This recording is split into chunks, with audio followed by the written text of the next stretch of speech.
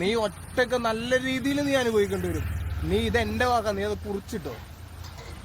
അല്ല ഞാൻ പറഞ്ഞേ, എനിക്ക് ഞാൻ ആലോചിക്കണേ, ഞാൻ മനസ്സാ വാച അറിയാത്ത കാര്യത്തിലാണ് ഇവരെല്ലാരും ഇട്ട് വീഡിയോ ഇടുന്നത്.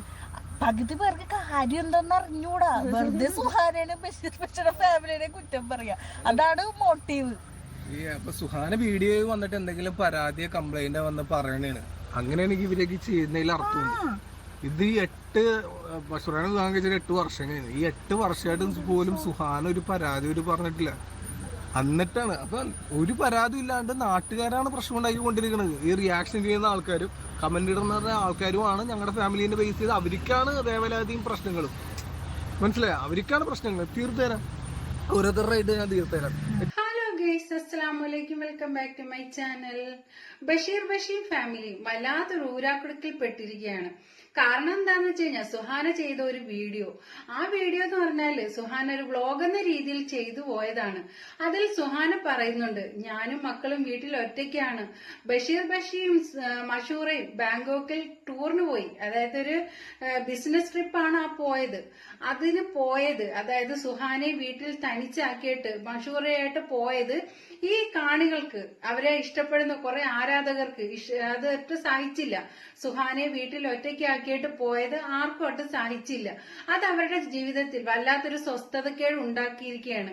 അതിനെതിരെ ശക്തമായിട്ട് പ്രതികരിച്ചുകൊണ്ട് ബഷീർ ഇപ്പോൾ അവർക്കെതിരെ വീഡിയോ ചെയ്ത് കുറെ ആൾക്കാർ റിയാക്ഷൻ വീഡിയോസ് ചെയ്തിട്ടുണ്ട്. കുറെ ആൾക്കാർ കമന്റിലൂടെ അവരെ നെഗറ്റീവ് അറിയിച്ചിട്ടുണ്ട്. കാരണം ഈ ഒരു കാര്യം, അതായത് അവർക്കത് വിഷയമില്ല, പക്ഷെ അത് മറ്റുള്ളവർക്ക് ഭയങ്കരമായിട്ട് എന്തോ ഒരു വലിയ സംഭവം പോലെ ഒരുപാട് ആൾക്കാർക്ക് അതൊരു കൊണ്ട് അവരത് എന്തെങ്കിലും ഒരു കാരണം കിട്ടാനിരിക്കുന്നത് പോലെ അത് നെഗറ്റീവായിട്ട് അവരെ അറിയിക്കുകയും ചെയ്യുന്നുണ്ട്. അപ്പോ അതിനെതിരെ, അതായത് 2-3 പേർക്കെതിരെ അവര് കേസുമായിട്ട് മുന്നോട്ട് പോകാൻ തന്നെ തീരുമാനിച്ചിരിക്കുകയാണ്. അതായത് എന്തും പറയാം, എന്ത് തോന്നിയാസവും പറയാം, എന്തും ആരെയും പറയാം, എന്തൊക്കെ വേണമെങ്കിലും പറയാം, മക്കളെയും പറയാം, ഭാര്യമാരെ പറയാം, എന്ത് വേണമെങ്കിലും പറയാം എന്നുള്ളൊരു ആറ്റിറ്റ്യൂഡിലേക്ക് മാറിയിരിക്കണേണ് സോഷ്യൽ മീഡിയ കമന്റോളികൾ. അത്ര അതമ്പതിച്ചിരിക്കണേ. പക്ഷെ അപ്പൊ അങ്ങനെയുള്ള സ്ഥിതിക്ക് നമുക്ക് അങ്ങനെ അങ്ങോട്ട് വിട്ടുകളയാൻ താല്പര്യമില്ല. അപ്പൊ ഈ പ്രാവശ്യം എല്ലാരും ചെയ്തതിൽ വെച്ച് ഞങ്ങളൊരു 3 പേർക്കാണ് നറുക്കെടുത്ത് ഞങ്ങള് റെഡി.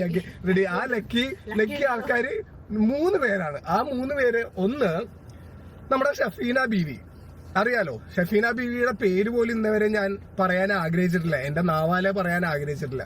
അത്ര എനിക്ക് താല്പര്യമില്ലാത്തൊരു സ്ത്രീയാണ്. അത് അത്ര എനിക്ക് ഇഷ്ടമല്ല, എനിക്ക് അതിനെ കാണാൻ പോലും ഇഷ്ടമല്ല. അതെ. അപ്പൊ പക്ഷെ എന്റെ പാവുണ്ട് അത് പറയേണ്ടി വന്നു, കാരണം നിങ്ങളത് മനസ്സിലാക്കാൻ വേണ്ടി. ഒന്ന്, ഷഫീന ബീവിക്കെതിരെയാണ് കേസ് ഞാൻ ഫയൽ ചെയ്യണത്. കാരണം ഷഫീന ബീവി കുറെ ഓവറാണുണ്ട്. ഷഫീന ബീവിക്ക് എത്ര അധികം കേസ് വന്നാലും നാട്ടുകാര് വളഞ്ഞുകൂടി ആക്രമിച്ചാലും പല വീഡിയോസും അങ്ങനത്തെ വന്നിട്ടുള്ളതാണ്, ഞാൻ കണ്ടിട്ടുള്ളതാണ്.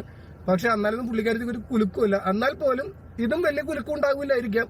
എന്നാൽ പോലും എന്റെ ഭാഗത്തു നിന്നുള്ള ഒരു കാര്യം, ഞാൻ ഷഫീന ബീവിക്കെതിരെയും ഒരു കേസ് ഫയൽ ചെയ്യുന്നുണ്ട്. ഒന്ന് തുറന്നു കാണിച്ച് ജസ്റ്റ് എടുത്തു തരാം.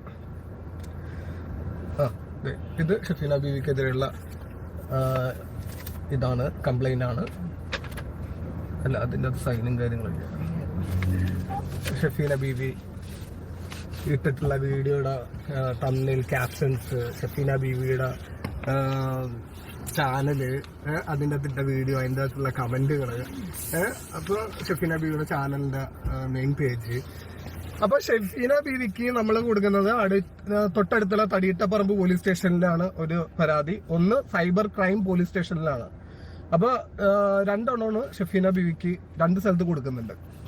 അപ്പൊ ആ ഭാഗ്യശാലി ഷഫീന ബീവിയാണ്. ഷഫീന ബീവി, കൺഗ്രാജുലേഷൻ.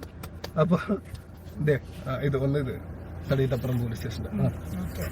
ഓക്കെ. അപ്പൊ അത് 2 സ്ഥലത്ത് കൊടുക്കാനുള്ളത്.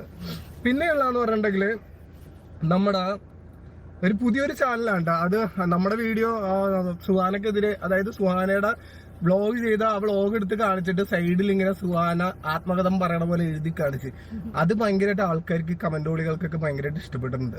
അത് ഭയങ്കര റീച്ചായി. ജൂലൈ ഞാൻ ഇതിന്റെ ഡേറ്റ് ഒക്കെ കൊടുത്തിട്ടുണ്ടോന്നല്ലോ, ഒരു മിനിറ്റ്.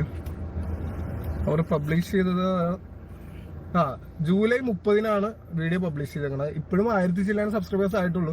പക്ഷെ നമ്മുടെ ആ വീഡിയോ കയറിയിട്ട് സുഹാനേനെ ഇങ്ങനെ ഇതാക്കിയ വീഡിയോ കയറിയിട്ട് ഭയങ്കരമായിട്ട് വൈറലായിട്ടുണ്ട്. അപ്പൊ നമുക്ക് ആ ഒരു മഹാത്മാവിനെ നമ്മള് ഇതേപോലെ സെലക്ട് ചെയ്യുന്നത്. തുറന്നു കാണിച്ച് ഓപ്പൺ ചെയ്ത്. അപ്പൊ രണ്ടാമത്തെ ഭാഗ്യവാൻ പുള്ളിക്കാരനാണ്. റിയാക്ടിങ് കേരള എന്നാണ് ചാനലിന്റെ പേര്. അതിന്റെ മെയിൻ പേജ് ഉണ്ട്. സുഹാനയുടെ സുഹാന എന്റെ അണ്ടി പോയ അണ്ണാനെ പോലെ അങ്ങനെ പലതും പലയുണ്ട്. അതിന്റെ ഇടയിൽ കമന്റോളികൾ വരാം. അതിനുള്ള സമയമുണ്ട്. എനിക്ക് ഇത് കാണിച്ച ചാനലിന്റെ പേജ് കാണിച്ചു. നമ്മളിങ്ങനെ ഒരു ചാനലിനെ ഒന്ന് എടുത്തു പറയാനും അങ്ങനെ പ്രൊമോട്ട് ചെയ്യാനും നിൽക്കാത്ത ആൾക്കാരാണ്. ഇത് കണ്ടില്ലേ? അപ്പൊ ക്രിയേറ്റഡ് ബൈ ഷെഫീഖ് തിരൂർ എന്നാണ്. ഷെഫീഖ് തിരൂർ, കൺഗ്രാറ്റുലേഷൻ. ഒന്ന് പ്രോത്സാഹിപ്പിച്ചു. പിന്നെ മൂന്നാമത് വലിയൊരു മഹാനാണ്. മൂന്നാമത്തത് അതുൽ വ്ളോഗ്സ്.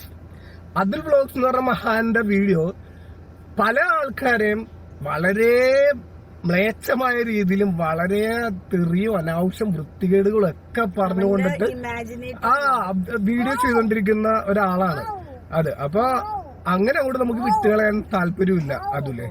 അപ്പൊ അതിലെ എന്നെയോ എന്റെ ഫാമിലിനെയോ ആരെയോ അറിയില്ല. ഈ പറയുന്ന ആർക്കും അറിയില്ല. പക്ഷെ വായി തോന്നിയത് എന്തും വിളിച്ചു പറയാന്നുള്ള ഒരു സാധനം ഉണ്ടല്ലോ, അത് വേണ്ട പോലെ. അപ്പൊ നമുക്ക് അതിനെതിരെയുള്ളത് എടുത്ത് അത് സുഹാനയുണ്ട്. അതുലിനെതിരെ സുഹാനയാണ് കംപ്ലൈന്റ് കൊടുക്കുന്നത്. കാരണം അതുലിന്റെ ആ തമ്മയിലൊക്കെ, അതായത് വായിച്ച് ആ തമ്മയിലൊന്ന് കാണിച്ചു കൊടുത്തേ. ബഷീർ തന്റെ ആദ്യ ഭാര്യ സുഹാനയെ തിരിഞ്ഞു നോക്കുന്നില്ല. ക്വസ്റ്റ്യൻമാർക്ക് ഭാര്യ രംഗത്ത്. ഇല്ലാത്തൊരു കാര്യമാണ് നിന്റെ തന്നയിലും ഇല്ലാത്തൊരു കാര്യമാണ് നിന്റെ വീഡിയോയിലൊക്കെ പറഞ്ഞതും കാര്യങ്ങളൊക്കെ. അപ്പൊ മോനെ അതിന് സുഹാന തന്നെ കംപ്ലൈന്റ് കൊടുക്കുന്നതായിരിക്കും അതിന് ഉത്തമം. അപ്പൊ അതിൽ വ്ലോഗിന്റെ അതിന്റെ കമന്റ് സെക്ഷൻ ബാക്കി അവന്റെ ചാനൽ കാണിച്ച് അവന്റെ ചാനൽ. അപ്പൊ അതിൽ വ്ലോഗ്, കൺഗ്രാറ്റുലേഷൻ. നിനക്കും നല്ലൊരു ഭാവിയുണ്ട്. കുറച്ചധികം നിനക്കൊക്കെ എതിരെയുള്ള കേസൊക്കെ ഞാൻ അങ്ങനെ പെട്ടെന്നൊന്നും വിട്ടുകളയൊന്നും വിചാരിക്കണ്ട. നല്ലോണം പാടുപെടുത്തും ഞാൻ ഇതിന്റെ ഏതൊക്കെ അറ്റം വരാൻ പോകാൻ പറ്റുമോ അങ്ങേ അറ്റം വരെ പോകും. വീണ്ടും വീണ്ടും വീണ്ടും ആവർത്തിച്ച് പറയുന്നുണ്ട്, ഞാൻ ഈ ലൈഫിൽ ഹാപ്പിയാണ്. എനിക്ക് എന്തെങ്കിലും ഒരു പ്രശ്നം ഉണ്ടെങ്കിൽ എനിക്ക് ചാനലുണ്ട്, അതിൽ ഞാൻ പറയും. അല്ലാതെ മറ്റുള്ളവരുടെ ഒന്നും കേട്ടിട്ട് നിങ്ങൾ ആരും എന്നെ വിലയിരുത്തരുത് എന്നാണ് സുഹാന പറയുന്നത്. എന്തെങ്കിലും പ്രശ്നം ഉണ്ടെങ്കിൽ ഞാൻ എന്റെ ചാനലിൽ കൂടെ ഞാൻ നിങ്ങളോട് പറയാം എന്നാണ് സുഹാന പറയുന്നത്. അത് ശരിയാണ്. എന്തോരം പ്രശ്നങ്ങളും കാര്യങ്ങളും ലോകത്ത് നടക്കുന്നുണ്ട്. വെറുതെ ഇവരുടെ പുറകെ പോയിട്ട് എന്തിനാണ്? നിങ്ങൾ എന്തെങ്കിലും കണ്ടു കഴിഞ്ഞാൽ വിശ്വസിക്കരുത്. എന്റെ ചാനൽ വന്ന് നോക്കുക, എന്തെങ്കിലും ഉണ്ടാകും. ഇല്ല, നമ്മൾ ഡെയിലി വ്ളോഗൊക്കെ ആണെങ്കിൽ അതൊക്കെ കണ്ട് ഹാപ്പി ആയിട്ട് പോവുക. അല്ലാതെ ഇങ്ങനെ കുറെ മഞ്ഞപ്പടേ എന്താ പറയാ, എന്റെ അടുത്താണ് ചോദിക്കണേ മലയാളം. എന്താ ഈ മഞ്ഞ ന്യൂസ് പേപ്പറിന് എന്തോ പറയൂല, അത് മനസ്സിലായിട്ടുണ്ടാവുമല്ലോ. അങ്ങനത്തെ ടീമാണ് ഇപ്പൊ കുറെ ഇറങ്ങിയേക്കണം. കോൾഡുമായി. അപ്പൊ ഞാൻ പറഞ്ഞത് ഇത്രേ ഉള്ളൂ. എന്തെങ്കിലും ഉണ്ടെങ്കിൽ എന്റെ ചാനൽ അവരുടെ ലൈഫിൽ അവർ ഹാപ്പിയാണ്. അതെല്ലാം ഹാപ്പി അല്ലെങ്കിൽ പോലും ബഷീർ അവരെ നല്ലതായിട്ട് നോക്കുന്നുണ്ട്. അഥവാ നോക്കിയില്ല, അവർക്ക് എന്തെങ്കിലും പ്രോബ്ലം ഉണ്ടെങ്കിൽ അവർ തന്നെ വന്ന് തുറന്ന് പറയട്ടെ. അവർക്ക് എന്തെങ്കിലും പ്രശ്നം ഉണ്ട് എങ്കിൽ അവർ തന്നെ മുന്നോട്ട് വന്നിട്ട് അത് പറയട്ടെ. അല്ലാതെ ഓരോന്ന് ഊഹിച്ച് അങ്ങനെ അവർക്ക് പ്രശ്നമാണ്, അവരവിടെ ബുദ്ധിമുട്ടി ശ്വാസം മുട്ടി അങ്ങനെ നിൽക്കുകയാണ് എന്നൊക്കെ ഊഹിച്ച് എടുത്തിട്ട് അവരുടെ ലൈഫിലേക്ക് കടന്നു ചെല്ലാതിരിക്കുക. അവനവന്റെ കാര്യം നോക്കുക.